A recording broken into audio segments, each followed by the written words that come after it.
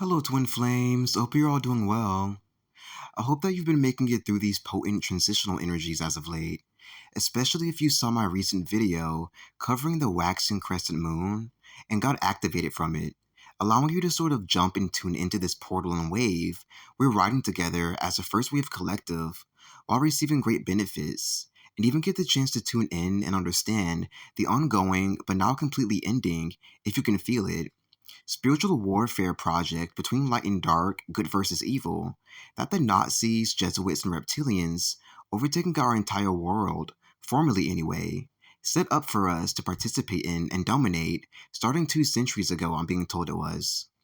Today, to continue this wave, as well as the astronomer wave that I've been riding, covering various moon phases that tarot readers or Ascension gurus don't typically cover in their videos, we are going to be dissecting a bit, as well as reading the Ascension energies from the first quarter moon to find out how it will be affecting and benefiting our chosen twin flame tribe.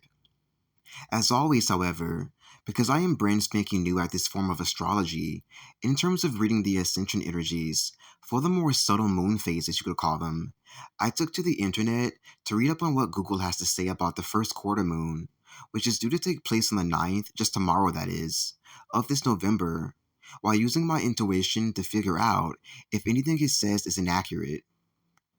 And then we're going to go ahead and get into channeling information from the selected tarot cards provided to us by the Fairy Kingdom and Moon Angel experts right afterwards. So, when typing in first quarter moon meaning into Google, it stated that the first quarter moon is the lunar phase that symbolizes balance, determination, and a time for decision making. Sometimes even tough, I filter with my intuition, whenever tied into the new moon energetic theme at play during that particular month, especially if it is a thematic, dramatic, super new moon that we're dealing with here. When using my intuition, I analyzed and took notice of the fact that half of the moon is lit up while the other side is not, giving me vibes of congruence right away, as well as symmetry, bringing its power, message, and theme that we should work with it to bring a much more balanced, authentic version of ourselves to light in order to successfully take on and fulfill whatever mission or project we're working on, or that may soon be approaching at that time, but also just in general, to take along with us for the rest of our lives, which I'm going to intend happens throughout this entire reading / psychic surgery session for our Twin Flame 144 Tribe Collective. 144 being a code for the baddest ass Matrix warriors ever called upon, or whoever stepped up to the plate to do the craziest starseed mission while using light, our inner light, to save our entire planet, all universes bound to our fucked up world right from our home in the same process. The determination it builds within our light body, mainly, I'm being told, is what helps us take on whatever goal we need to pursue, which you deserve, if any guilt or feelings of weakness is overcoming you from that, as we are still in an insanely tough, demanding, somewhat unforgiving ascension process against our will, battling for survival, our birthrights, and inheritances, in order to attain the most ultimate freedom with our beloved twin flame counterparts for all of eternity in our own personal heaven and safe space. Even if we had to do it all alone, separate from a twin, to be quite honest, as this is just who we are, especially when it comes to the downright unstoppable, highly flammable divine feminine Christ polarity of the union, and where she is currently at in history with this profound role. Yes, even if you are a male with this role as well, this is the case for you, as you already know this deeply within yourself, just to break that old, nasty, outdated spell for this special crew a bit here. When getting more technical, it elaborated further and stated that the right side of the moon when in this phase is the portion that's illuminated, and that the left side is the one in its shadow phase, completely unseen by the naked human eye without the use of binoculars or a telescope. It rises around noon and sets around midnight, which could be interesting for those of you who didn't know or seem to have forgotten that the moon, our intelligent, conscious, innocent moon, works like the sun in this very same way. It is also named for its position in the lunar cycle, which is the first quarter point of that particular month, And it is also considered a waxing moon due to the illuminated portion of the moon increasing, which is why I also named the title this, and due to how close it is in relativity to the closing waxing crescent phase just before it, even providing us with a sort of a top off of the energetic theme, message, and light code influxation from the waxing crescent phase to make us more whole, more self assured and aware, is being confirmed for me, and much more sharp, conscious, and headstrong as we come out of it, just as if we are the moon as well, because we truly are in this way in many, in which we say thank you to him so very much for this profound level of kindness and sheer selflessness, while somehow remaining undercover for 6 whole centuries, I'm being told, that this information was lost to humanity. To enlighten us on how the first quarter moon will be affecting and propelling the first wave of twin flame ascension pioneers, the energies and influences remaining here to do this for us for about 6 days afterwards, I'm being told. The Eight of Swords is what was provided to us to show us the way. Here, I'm feeling and seeing that the young woman staring at herself in the mirror, her old, illusory, bound up self, is no longer in this position of being bound, nor a slave or worker for the beast system. However, this is coming through in a very trippy, acid like way due to it staying true to the ascension portals we've had to go through as twin flame matrix warriors over the many years of this very same nature, making this potentially the hardest goodbye you've ever had to undergo. Meaning the long acid trip can now come to a close, and because it truly and surely feels this time that it is all over, which is the sickest, most insane, most trippiest reward one could ever receive, in my opinion, especially at our young ages. In addition, I am also seeing the message that the Illuminati's fragmentation and shattering project is now coming to a complete, victorious close as well, which is a major sector of the mission we top notch Rotten Staff unions had to take on and understand, so that we may no longer be fragmented or shattered in soul, heart, and personality areas by the beast system, containing us and all of humanity, through all forms of tactics, performing this same form of manipulation on them as well, humanity, through the form of heartbreak of all kinds, hypnosis through their nonstop media and content, and intimidation methods, etc., until we shockingly woke in twin flames, strike them with our love bubble, break their hearts instead, while showing them what love truly is all at the same time, which I'm going to intend hits out to them right now. And now we are all free. This fragmentation and shattering and split personality project was also made sexy, hip, in, and even fun and inspiring by the Jesuits and reptilians enslaving celebrities, as well as the entire celebrity system altogether, all with strong hypnosis and black magic deriving from ancient Egypt, insisting that we on the ground model their behavior and behave like them, like unconscious, lopsided, fragmented clowns that don't even know or remember ourselves or what life is truly all about any longer. There are many of those who'd much rather not be in a position like this, nor made special and famous somehow, whilst being shamed by their captors all in the same process, so that they'd be hypnotized to stay, to not spill the beans, to have their energy drained, and to have their innate, God given power, divine authority, authority in general, birthrights and inheritances stolen and put on hold as they selfishly and stupidly do this to them. They were also given a beast like ego mind in order to force them to backtrack and evolve backwards to the primordial timelines, making it look hip and modern as best they can while doing this, so we won't notice. In order to achieve this monkey see, monkey do, follow my behavior method, they've been spelling us with heavily since 2005, I'm being told, that this programming began. To make the ones on the ground, normal human beings, feel less than in such a superficial way, plastic, and like this is the correct way to be. The most innocent, shy, or belittled starseeds and twin flames from very early childhood likely feel susceptible to these pressures in some form or another at an attempt to not get bullied even more or energetically fed on by the natural enemy to pure energy, pure Christ energy, us as a byproduct, as we consist and are made of these energies and template of embodiment as well. This modern day time travel to the distorted primordial timelines, as it is a mimic of the actual primordial timelines from back in the day that held much fresher energy and natural common sense to it,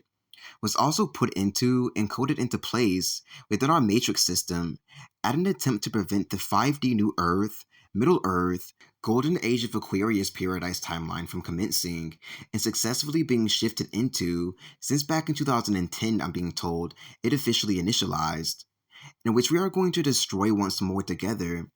as a fed up, pissed off, completely over it tribe by utilizing our overly heated inner flames to greatly disrupt, blow up, and eradicate this backwards inverted Lilith code implanted into our fairy system's consciousness with our beloved twin flames, like the true, relentless, rebellious, downright evil, dark fairies we naturally are.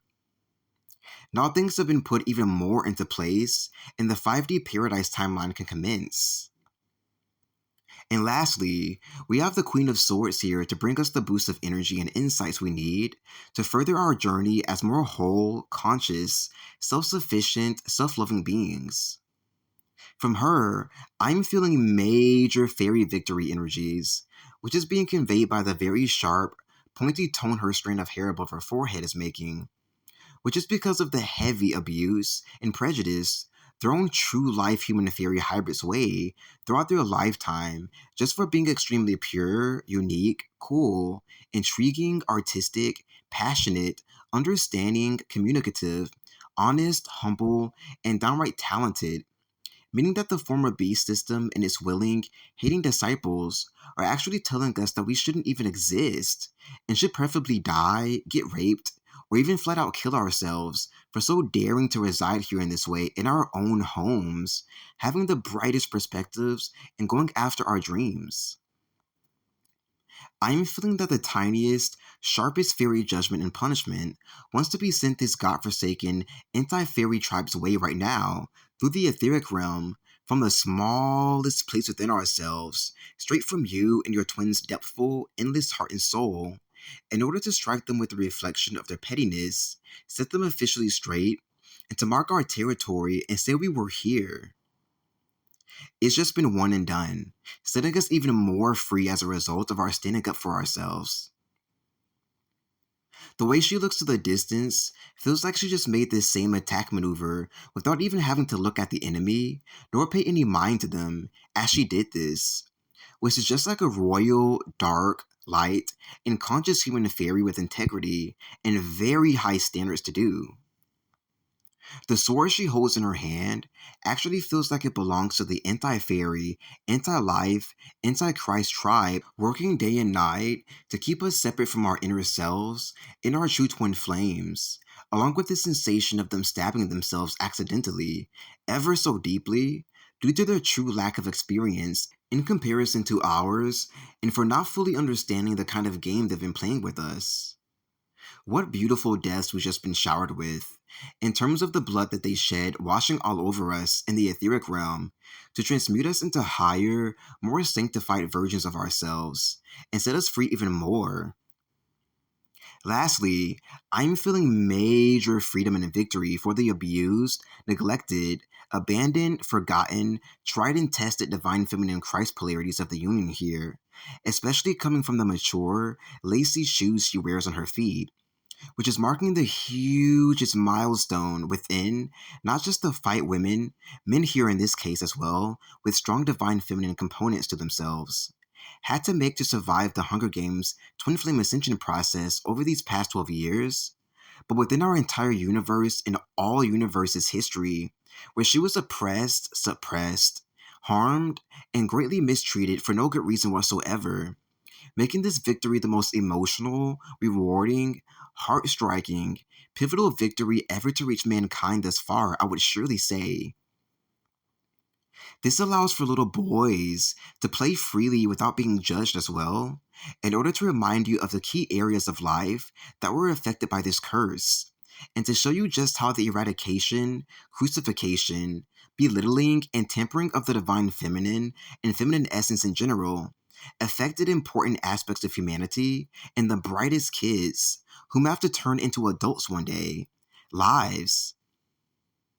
With her heart, mind, soul, and cells set entirely free, I'm feeling the energy of the divine masculine Christ polarity of the union, shifting to a new direction so that he may continue his own soul's growth, hero's journey, apart from his bride for once, and catch up to where he needs to be for physical union one day, as it is time for the divine feminine to finally rise, shine, and thrive in a bright, grounded, normal reality where she can actually get somewhere without being halted, played with, or thrown out of bounds sporadically against her will. Feeling like it is unnecessary to even refer to yourself as the divine feminine anymore may be setting into your awareness now, alluding to the coming down effect one undergoes when coming down from a psychedelic drug, or even a long acid trip in this case. Bringing back normal reality and the real lives you once had in the real world, where all of your true, effortless power, space, and privacy, and incredible fun lies, making us official 5D, 3D beings, as well as the weirdest bastards to ever walk the face of humanity. Feeling emotional as you part ways with your twin in the energetic plane temporarily may be coming through as well, but we will get over this quite quickly due to how much we've grown from this form of dependency since the very beginning of our journey, making this the other huge, miraculous, even, if you remember how hard and draining this was, milestone that our tribe sector has reached by far. Job well done to the moon, stars, and back for all you've done and been through to get to this point you've somehow reached on your own, you graduates. And that concludes this mini tarot reading / energy healing / Battlestar Galactica session it turned into regarding the first quarter waxing moon and the effects it is due to have on us twin flame starseed warriors in the first wave of Ascension.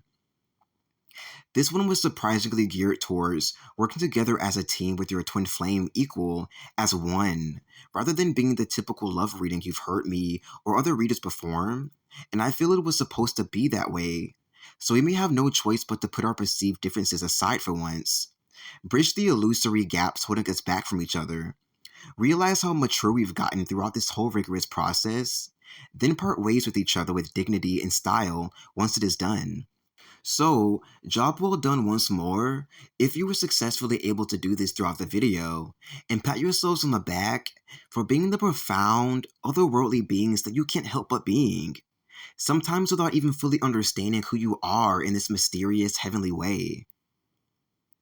I hope you found all of the enlightenment you needed from this. Look forward to more readings and insightful videos for the Twin Flame Collective in the future. Comment down below if you have any questions or comments. Subscribe if you've received some form of enlightenment. Donate if you feel you need the communion. And stay blessed, new Ascended Masters. Bye now.